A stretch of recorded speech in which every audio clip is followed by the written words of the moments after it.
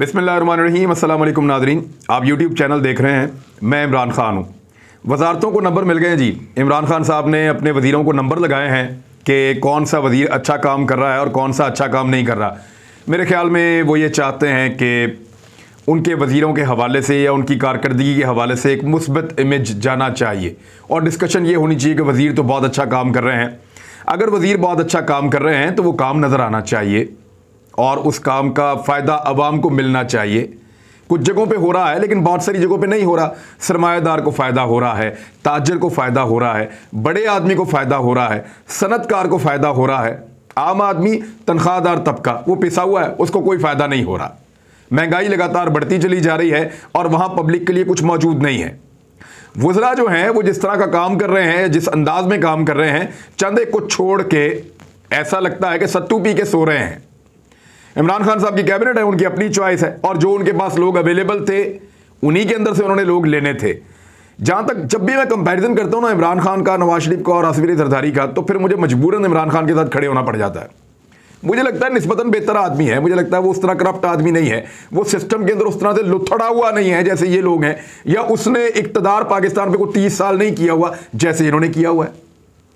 तो इसलिए वहां एक मार्जिन में इमरान खान के लिए छोड़ देता हूं। लेकिन बाकी सारों के लिए हम क्यों छोड़ें? ये लोग तो जोकों की तरह चिपके हुए हैं, पिछले कई हुकूमतों से वजारतों में चले आ रहे हैं, तो ये अब काम क्यों नहीं कर रहे? वजारतों को जो नंबर मिले हैं ना, उसमें 10 बेहतरीन वज़रा के नाम दिए गए। पहले नंबर पे मुराद सईद। ये तस्लीम कर देते हैं, मुराद सईद वाकई अच्छी कार्रवाई उन्होंने डाली है। उन्होंने सड़कों के मामलात हैं, दीगर हैं, उन्होंने अच्छा काम किया। गो के बहुत सारी सड़कें उन्होंने ऐसी इफ्तिताह करवाई जो नवाज शरीफ साहब के दौर में शुरू हुई थी। लेकिन उनके ऊपर एक जो अच्छी बात है वो ये है कि उन्होंने रेवेन्यू में इजाफा किया और दूसरा सड़कों की जो कॉस्ट है उसको कम किया और उसके म्यार के ऊपर उनका दावा है कि हमारा म्यार बहुत अच्छा है। लेकिन यहाँ पंजाब में सूबाई हुकूमत ने जितनी सड़कें बनाई है ना, उनमें आधी तो धुल गई हैं मौजूदा बारिशों में और आधी जो रह गई हैं वो अगली बारिशों में धुल जाएंगी। इंशाल्लाह सबको नजर आ जाएगा। इंतहाई सब स्टैंडर्ड और 2 नंबर सड़कें बनाई हैं और उनकी साइडों के ऊपर जो पौधे लगाने का प्रोग्राम था वो कहीं भी नहीं लगे और कोई काम उस तरह का नहीं हुआ ढंग का जिसका दावा ये हुकूमत कर रही थी, नहीं हुआ। और जितना मर्जी आप कहें, लेकिन पंजाब हुकूमत ने, उस्मान बुज़दार साहब ने बुरी तरह डबो दिया है इमरान खान साहब की पॉपुलैरिटी को इस सूबे में। कैसे, मैं आपको बताता हूं। सही जगह पर सही बंदा लगाना इमरान खान साहब की जिम्मेदारी थी। उन्होंने लगाया चुन के उस्मान बुज़दार को। पुलिस का बेड़ा गर्क। यानी मैं आपको एक छोटी सी मिसाल देता हूं। एक लैंड माफिया है और उस लैंड माफिया ने कुछ लोगों को अगवा किया चंद दिन पहले। इस केस के बारे में मुझे पता चला, मैंने डीआईजी से बात की, मैंने उस्मान बुज़दार का जो सेक्रेटरी है उससे बात की, मैंने जो आईजी साहब हैं उनके दफ्तर में दरख्वास्त दी, मैंने जो मुख्तलिफ सीनियर पुलिस ऑफिसर हैं उनको कहा कि ये ज्यादती हुई है, ये लैंड माफिया है, ये ताकतवर लोग हैं, इन्होंने बंदे अगवा किए हैं, घर से उठाए हैं, ये कैमरे की फुटेज है, ये नजर आ रहा है बंदे उठा रहे हैं और ये सारी चीजें क्रिस्टल क्लियर हैं, बंदे गिरफ्तार करें, कार्रवाई करें। अब हुआ क्या है कि चंद दिन पहले मुझे उन लोगों ने दोबारा रब्ता किया। उन्होंने कहा जी आप हम सुलह करने पे मजबूर हो रहे हैं, हालात बहुत ज्यादा खराब हो गए। मैंने कहा जी क्यों, क्या हुआ? उन्होंने कहा जी जो मुद्दई थे वही गिरफ्तार हो गए हैं, जो लोग अगवा हुए थे पुलिस ने उन्हीं को पकड़ के अंदर दे दिया। सारी रात उनको अंदर रखा, उनको दबाव डालते रहे, सुबह छोड़ दिया। और ये सब कुछ तब हुआ जब उस्मान बुज़दार के दफ्तर ने खुद पुलिस को कहा कि आपने इंसाफ करना है। तो ये इस लेवल का इंसाफ हो रहा है और सुबह पुलिस ने छोड़ दिया, कार्रवाई भी कोई नहीं की और छोड़ के ये कहा कि अब आपको सबक आ गया होगा। ये हालात हैं पुलिस के। चैलेंज करता हूं वज़ीर दाखिला को, उस्मान बुज़दार को, सबको फोन करें, इस केस के हकायक लें और फिर शीशे में जाके अपनी शक्ल देखें कि लैंड माफिया के लिए, थोड़े से पैसों के लिए आपकी पुलिस कैसे खा रही है और खाने पे मजबूर है और बार बार खा रही है थोड़े से पैसों के लिए। सिर्फ ये कि वो एक लैंड माफिया है, उनकी सोसाइटी है, उनके पास पैसे बहुत ज्यादा हैं, ये गरीब और कमजोर आदमी है, इसने उनसे टक्कर ले ली है, अब वो इसको उठा के घर से भी ले जाएंगे, इसके किराएदार को भी अच्छा। वहां जो दूसरा आदमी था वो एक चाइना की बहुत बड़ी कंपनी है, बहुत बड़ी कंपनी है चाइना की, वो उसका डायरेक्टर था।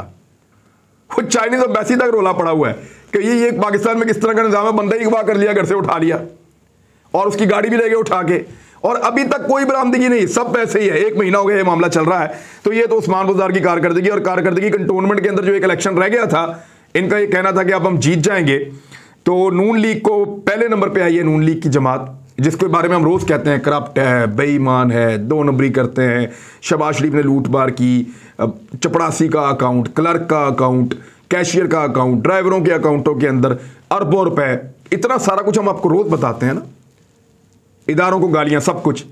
लेकिन कंटोनमेंट के अंदर इलेक्शन हुआ है जहां पे फौज का कंट्रोल होता है, उस इलेक्शन में नून लीग पहले नंबर पे 5000 से ज्यादा वोट, दूसरे नंबर पे आजाद उम्मीदवार 3000 से ज्यादा वोट, तीसरे नंबर पे 2000 के करीब वोट लिए हैं सिर्फ पीटीआई ने, यानी नून लीग से आधे से भी कम वोट लिए हैं। ये कंटोनमेंट का लाहौर का एक इलेक्शन रह गया था, ये हो गया है। तो ये उस्मान बुज़दार ने हालत कर दी। बल्दियाती इलेक्शन आप आने दें, पाकिस्तान तहरीक इंसाफ के लोग बहुत ज्यादा इस बात से चिढ़ते हैं और मुझे कहते भी हैं कि बुज़दार के इतने खिलाफ क्यों हैं। इसकी करप्शन की दास्तान है, आपको इसके जाने के बाद पता चलेंगी। उस्मान बुज़दार के बेशुमार चीजें हैं, बेशुमार खबरें रोजाना की बुनियाद पर मैं दे सकता हूं, दे दे के थक गया हूं। बाकायदा सीरीज की है, 2 दर्जन खबरें दी इस आदमी के खिलाफ कि ये करप्शन, ये चीजें, ये बदनीयती, ये सारा कुछ इसने किया, लेकिन इसके बावजूद कोई टस से मस नहीं हो रहा। अब आ जाए, ये तो चले इलेक्शन हार गई है और जो तबाही फेरी है वो आपको नजर आ जाएगी आने वाले बल्दियाती इंतखाब में। और उसके बाद भी आपको जितना मर्जी इमरान खान साहब जोर लगा रहे हैं, उनकी पॉपुलैरिटी को उन्होंने खुद ऐसे लोगों के हाथों तबाह करवा लिया है।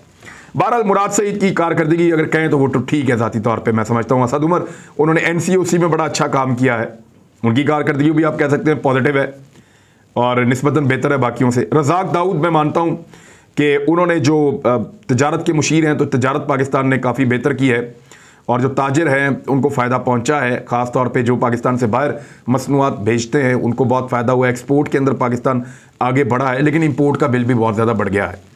तो रज़ाक दाऊद ठीक है। सानिया नश्तर, उन्होंने काफ़ी काम किया, सब लोग जानते हैं। वो गरीबों की मदद के लिए एहसास कफ़ालत हो या सेहत कार्ड हो या इस किस्म के दूसरे जो पाकिस्तान तहरीक इंसाफ के जो मेन पोस्टर्स हैं, जो बड़े बड़े प्रोग्राम हैं, उनके अंदर सानिया नश्तर इन्वॉल्व हैं और वो वाकई मेहनत कर रही हैं, काम कर रही हैं। मुईद यूसुफ एक ज़हीर आदमी है और काम करने वाले आदमी हैं, दिन रात काम करते हैं, दिल लगाकर काम करते हैं और उन्होंने कहीं ना कहीं अपनी जगह इस कैबिनेट के अंदर बनाई हुई है। जहाँ तक बात है खुसरू बख्तियार की, पिछली वजारत के अंदर तो 0/0 था, वहाँ पे काम उनके ऊपर बहुत इल्ज़ामात थे, खुराक के हवाले से, चीनी, आटा, बहरान, बहुत सारी चीज़ें। लेकिन अब इंडस्ट्री और प्रोडक्शन के, क्योंकि वज़ीर हैं तो प्रोडक्शन भी बड़ी है, इंडस्ट्री जो है उसको बूम मिला है पाकिस्तान में और उसके आदाद-ओ-शुमार पूरी दुनिया से आ रहे हैं। तो इसलिए खुसरू बख्तियार साहब को कहा जा सकता है कि वो बेहतर वज़ीरों में शामिल हो सकते हैं। बहरहाल जो बाकी वज़ीर हैं जिनको नहीं मिला, उनके अंदर खारजा पॉलिसी, यानी मुईद यूसुफ और शाह महमूद कुरैशी लगभग एक जैसा काम करते हैं। मुईद यूसुफ को टॉप 10 में शामिल किया गया, शाह महमूद को नहीं किया गया। इसका मतलब है इमरान खान साहब अपने जो खारजा पॉलिसी है या अपनी हुकूमत की जो खारजा कारकर्दगी है खारजी महाज के ऊपर, हालांकि यही उनका सबसे मेन नुक्ता है, उस पर अपने वज़ीर साहब से ज़्यादा मुतमईन नहीं है और उनको नीचे रेट कर रहे हैं। और इसकी एक वजह यह भी है कि इमरान खान साहब खुद खारजी महाज के ऊपर बड़े सरगर्म हैं और उनकी मौजूदगी में उनका जो वज़ीर है वफाकी, शाह महमूद कुरैशी, वो अंडरमाइन हो जाते हैं, वो थोड़ा सा वो लो में चले जाते हैं। फिर जरताज गुल या मलक अमीन असलम वगैरह ये लोग हैं, तो ये इन्होंने ग्रीन पाकिस्तान के लिए बड़ा काम किया माहौलियात के अंदर और ये पाकिस्तान तहरीक इंसाफ के मेन प्रोग्राम्स में से एक प्रोग्राम है। अब ये लोग भी इससे बाहर हैं। वजारत कानून ने बहुत ज़बरदस्त काम किया, फ़रूक नसीम ने, इमरान खान साहब ने उनकी बड़ी तारीफ भी की है, वो भी उससे बाहर है। उनके बाहर होने पर मुझे हैरत है वैसे कि उनको इससे बाहर नहीं होना चाहिए था, उनका जो है वो उनको अंदर होना चाहिए था। जिस किस्म की उन्होंने मेहनत करके बहुत लंबा चौड़ा एक पाकिस्तान पीनल कोड के अंदर तजावीज़ दी हैं और उसको तब्दील करने जा रहे हैं।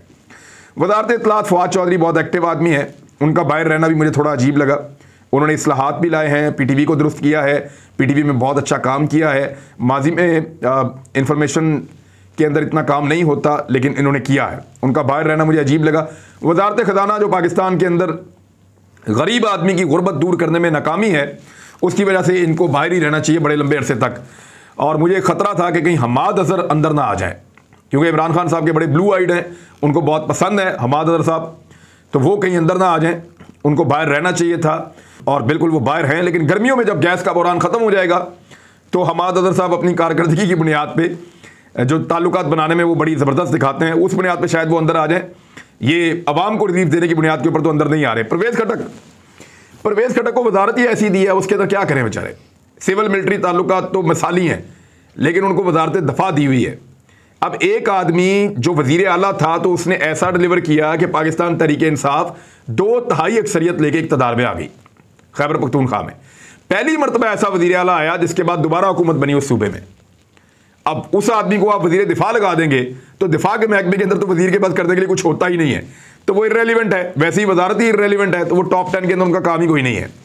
मुझे हैरत हुई है कि ये शीरी मदारी किधर से अंदर घुस गई हैं, शफकत महमूद, ये सारे एवरेज लोग हैं, इन्होंने क्या काम किया है?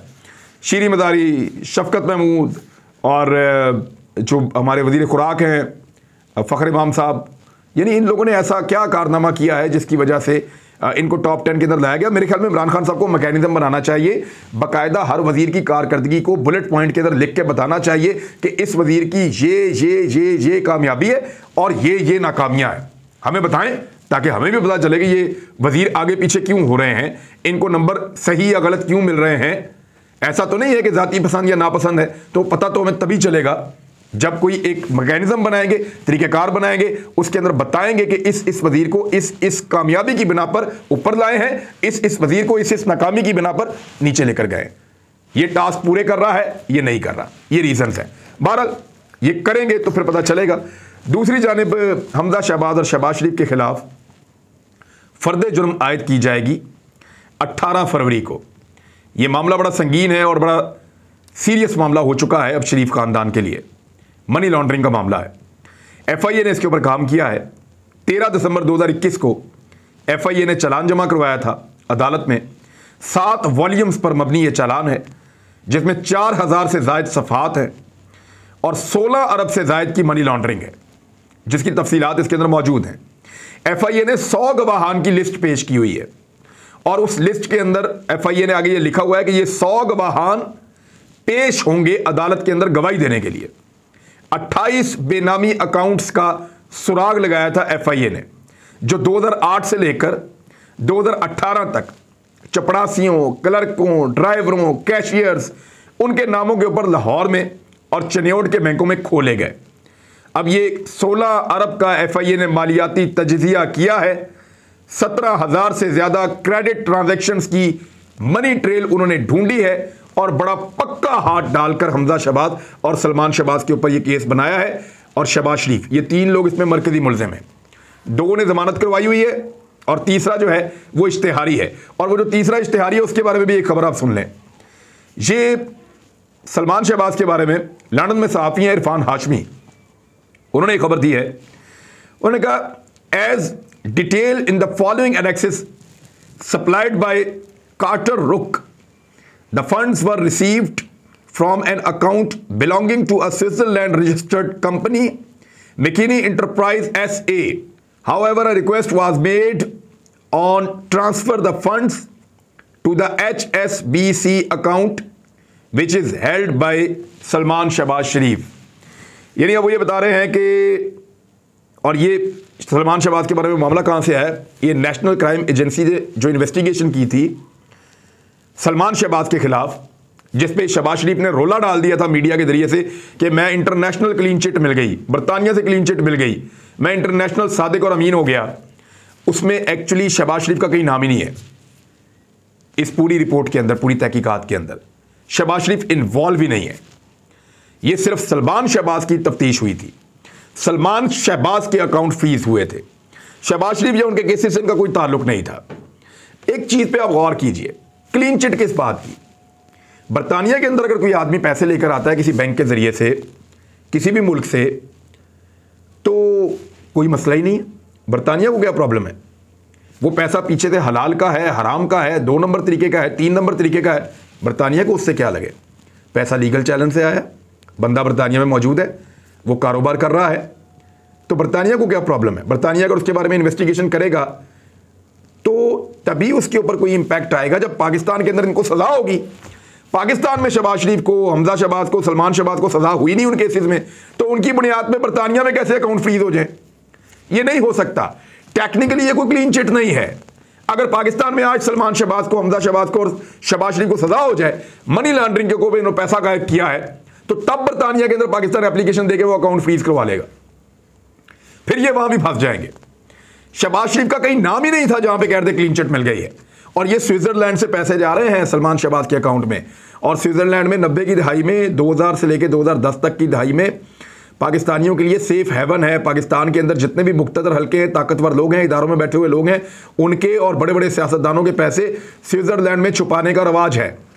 हमारे पूरे खित्ते के अंदर जो लोग लूट मार करते हैं वो पैसा ले जाके स्विट्जरलैंड के स्विस अकाउंटों के अंदर पैसा छुपाते हैं, जहां पे पैसा छुपाना नहायत आसान है। उसके लिए वो हासिल करते हैं कोई अकामा या कोई ऐसा डॉक्यूमेंट, उसकी बुनियाद के ऊपर जाके स्विट्जरलैंड में पैसा छुपा देते हैं। अब सलमान शहबाज को पैसा स्विट्जरलैंड की एक कंपनी से शिफ्ट हो रहा है। कहां से आया? अब वहां से भी कोई कतरी खत लेके आएंगे स्विट्जरलैंड से कि जनाब ये हमने पैसा इसलिए दिया है कि इनके दादा के साथ हमारे कारोबार थे या इनके परदादा के साथ हमारे कारोबार थे। अजीब किस्म की कहानियां हैं। बार-बार स्विट्जरलैंड से पैसे सलमान शहबाज को जा रहे हैं। अब आ जाए फर्द जुर्म आयद होने वाले केस की तरफ। ये केस बड़ा क्रिस्टल क्लियर होता चला जा रहा है और इस केस के अंदर इतना कुछ है कि बहुत मुश्किल है, क्योंकि अदालत इतनी सारी चीज़ें देखने के बाद जो है वो मुजरिमान को सजा ना दे। तो शहबाज शरीफ साहब बहुत बुरी तरह फंसे हुए हैं और अपने आप को निकालने के लिए उनके पास रास्ता एक ही है। निकालने के लिए उनके पास रास्ता क्या है शहबाज शरीफ के पास? वो यही है कि वो वज़ीर आज़म का इलेक्शन लड़ें और उसके लिए कोशिश करें।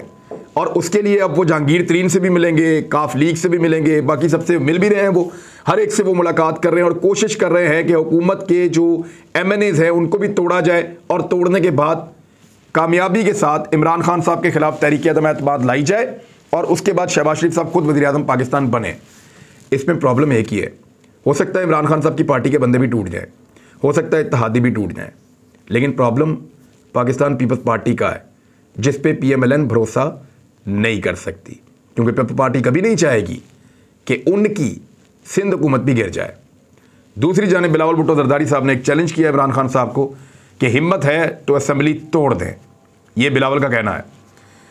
तो मैं तो बिलावल साहब से सिर्फ इतना कहूँगा कि अगर हिम्मत है तो सिंध में आटा उतने का बेच के दिखाएं जितने का पंजाब में या बाकी सूबों में बिक रहा है। इतनी सी बात है, हिम्मत है तो ये करके दिखाएं। अब तक के लिए इतने, अपना ख्याल रखिएगा, अपने इस चैनल का भी। अल्लाह हाफ़िज़।